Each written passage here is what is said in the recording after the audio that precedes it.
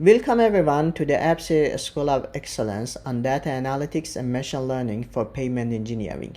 My name is Ali Behnoud, and throughout this workshop, we will explore how data-driven approaches can help us solve complex transportation infrastructure problems.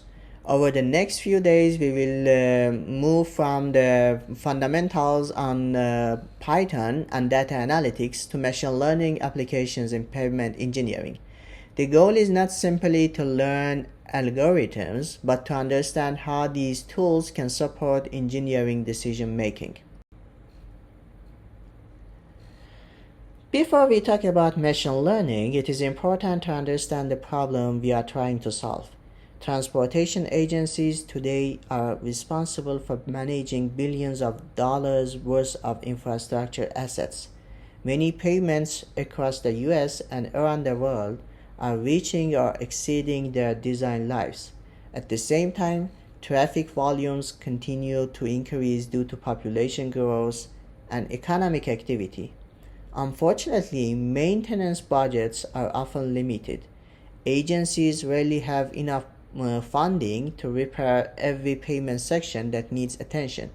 As engineers, we are constantly faced with difficult questions. Questions like which pavement sections should be repaired first?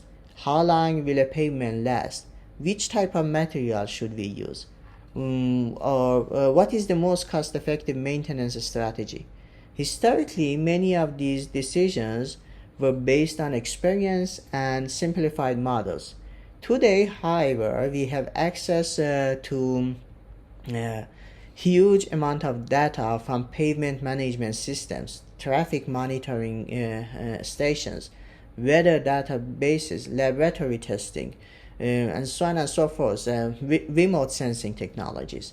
The challenge is no longer collecting data. The challenge is transforming the data into knowledge and actionable decisions. That is exactly where data analytics and machine learning can help. Data analytics is the process of transforming raw data into useful information that supports decision making. We can think of data analytics as progressing through 4 levels. Descriptive analytics tells us what happened. Diagnostic analytics helps us understand why it happened. Predictive analytics estimates what is likely to happen in the future. And finally, prescriptive analytics helps us determine what actions should be taken. In pavement engineering, we use all 4 levels regularly, from monitoring pavement condition to planning maintenance and rehabilitation strategies. Consider a pavement management system. At the descriptive level, we might ask, what is the average pavement condition in our network? At the diagnostic level, we might ask, why are certain sections deteriorating faster than others? At the predictive level, we may ask, what will the pavement condition be in 5 years from now? At the prescriptive level, we ask, what maintenance treatment should we apply today to minimize future costs? Notice how each level provides increasingly valuable information. Machine learning is particularly powerful because it enables predictive and prescriptive analytics. This figure illustrates how data moves through the analytics process. We start with collecting data. It could be data on a wide variety of things. It could be field surveys, it could be laboratory tests, it could be the data that we collect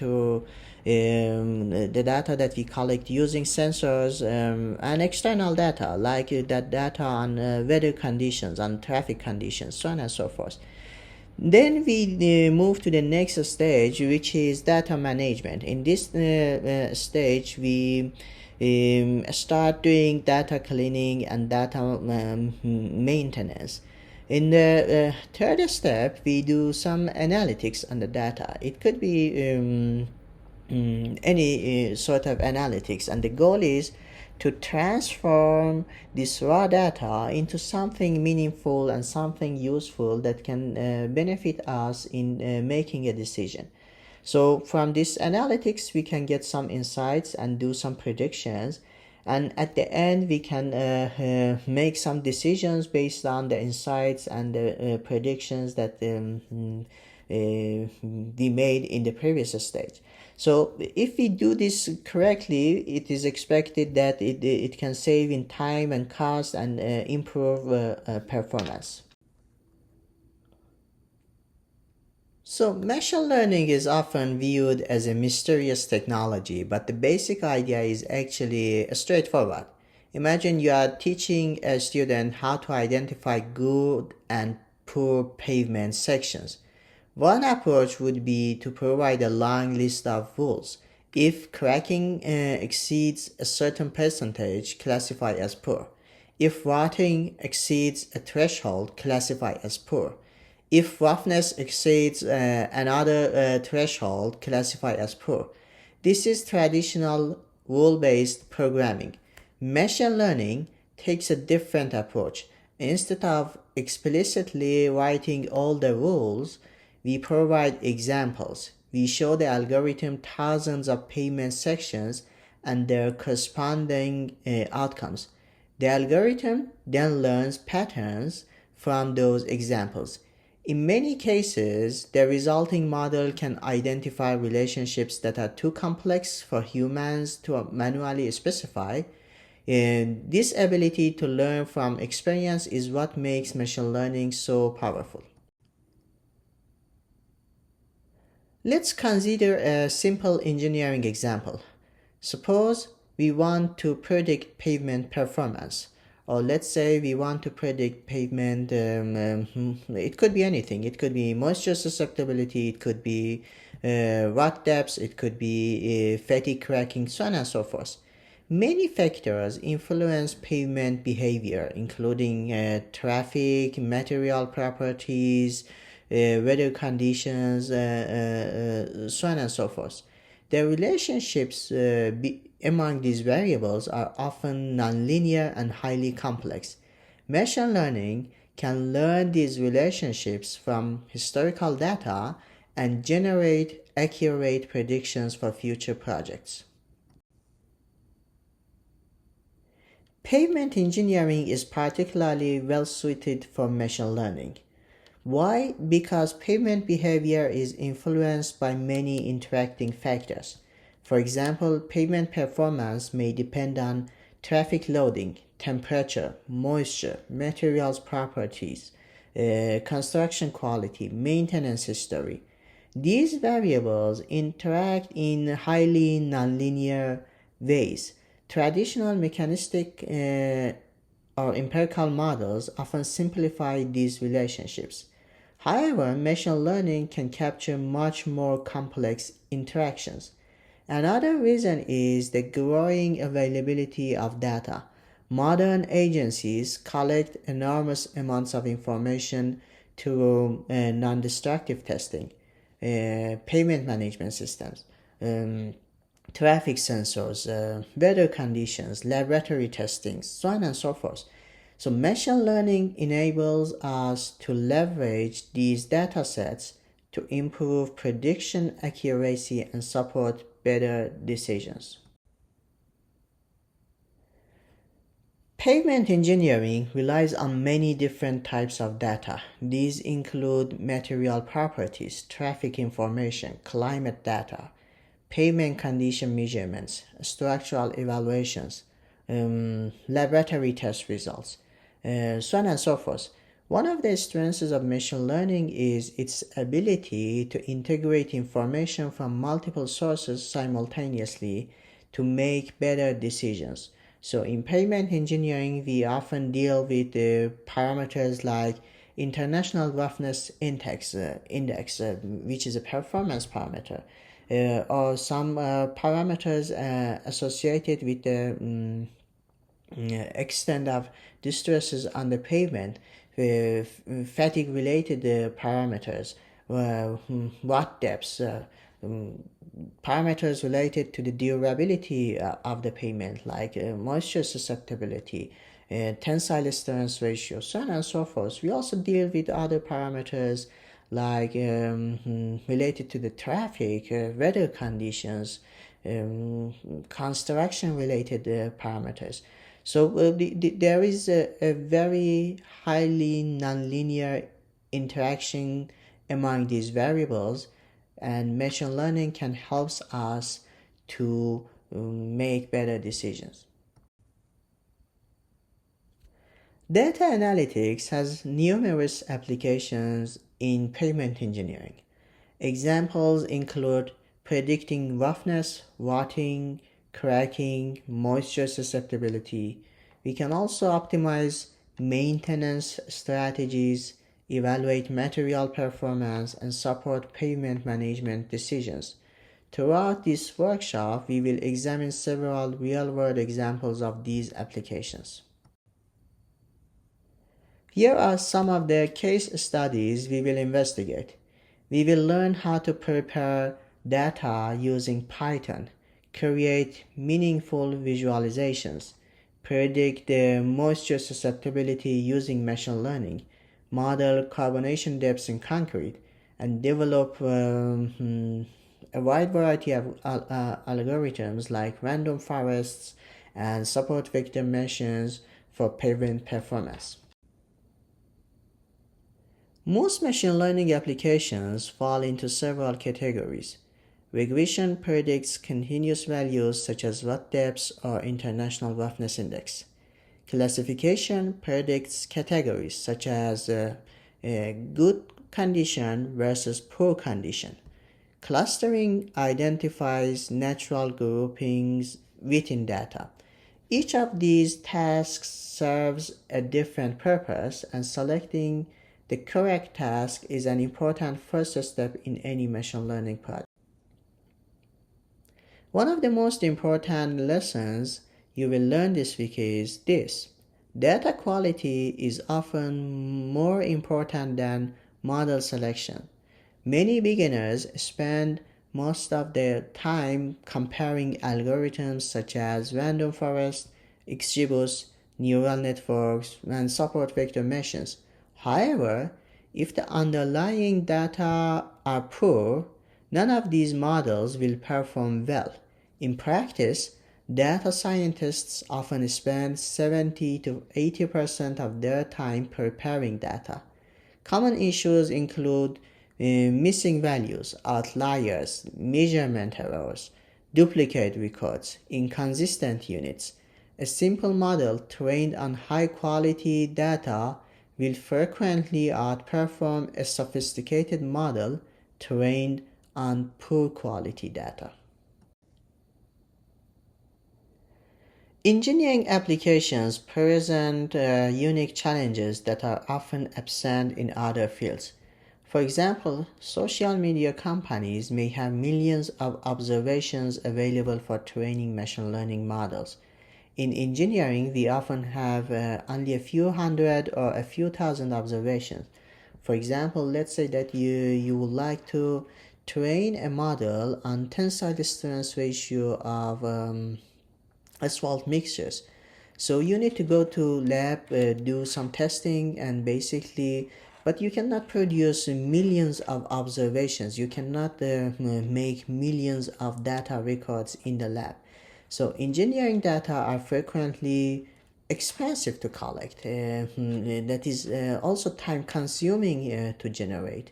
We also deal with noisy and incomplete data. Another challenge is trust. So if Netflix recommends the wrong movie, the consequence is minor. If an engineering model recommends the wrong maintenance strategy, the consequences can be costly and long-lasting. As machine learning becomes more sophisticated, one important question arises. Can we trust the predictions?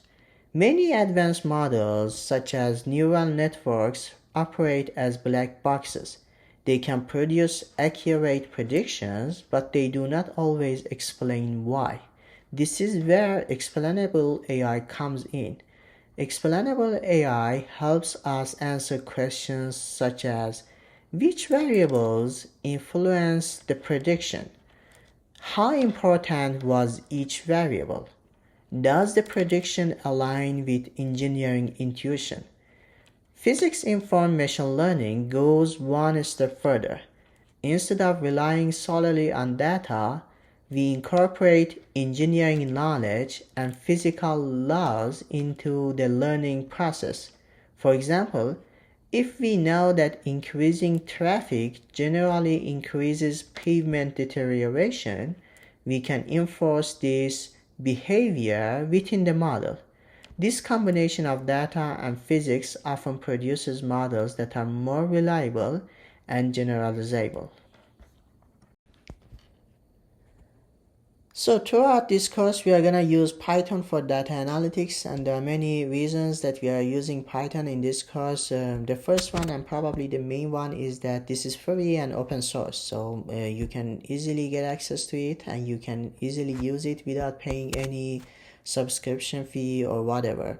And basically it is good for many different integrated development environments, so you can easily use it in several environments, and it is easy to learn. So basically the syntax that we use, this is simple, the codes are easy to understand, so on and so forth. There are several other reasons. For example, it provides excellent machine learning libraries. It's powerful, efficient, so you don't have to do everything from the scratch. There are some available tools for you embedded into Python, and basically you can use it easily. And it is widely accepted by many researchers, engineers, scientists all over the world. So basically it is trusted by different groups of people. So we are gonna learn about different Python libraries. The main ones probably we are gonna learn about NumPy, which is the fundamental package for numerical computing with arrays and matrices. We are gonna learn about pandas. It is the basically it's a powerful data manipulation and data analytics using data frames. We will use Matplotlib. It is basically used for visualizations and interactive graphs, so on and so forth. And also scikit-learn, basically it is an efficient library for machine learning and statistical modeling. Throughout this course, we will follow a structured learning path. We will begin with the Python fundamentals and exploratory data analysis. Next, we will study machine learning algorithms and their implementation. Finally, we will apply these methods to payment engineering case studies. So we are gonna do some examples, real-world examples on payment engineering and how we can apply all these concepts to some examples in payment engineering.